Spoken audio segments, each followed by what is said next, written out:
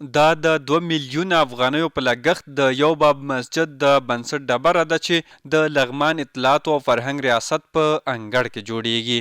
نن د خوښۍ ځای ده چې د اطلاعات کلتور په ریاست کې د یو باب مسجد ډبره کېښودل شوه. د جناب ولایت معاون صاحب او د حاجي اوقاف رئیس صاحب او د اقتصاد او بعضې نور رئیس صاحبانو په شتون کې نو دغه مسجد د اطلاعات کلتور وزارت په بودیجه باندې شاوخوا 2 میلیونه پې لګښت راځي.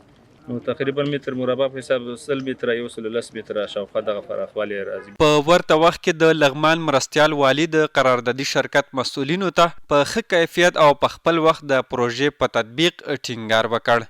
کوم شرکت چې برنده دی او دا پروژې تطبیق کوي هغونه غوښتنه مې دا ده لکه څنګه چې اسلامي امارت د مرکز لخوا یو اساسي شکل باندې دا ډیزاین شوی دی د هغې مطابق دا پروګرام د تعمیر تطبیق کی او دغه تعمیر ودان کی او باید د پروپوزل نه هیڅ نوع کمبود ونه کړي. بل لور ته د قراردادي شرکت مسؤلینو ژمنه وکړه چې چارې به یې په معیاري توګه ترسره شي. کیفیت خو ډېر صحیح کیفیت ده ځکه په دې کې سیخ ډېر ښه سیخ استعمال شوی ده او په براوټ کې نیول شوی ده چې 18 ملي سیخ ده د پایو د رنګونو دپاره او د چت دپاره هذا القیاس همداسې او مواد ښه مواد راغوښتي ورته او کار ډېر ښه په کیفیت باندې روان دی. انشاءالله کیفیت به ډېر ښه راځي.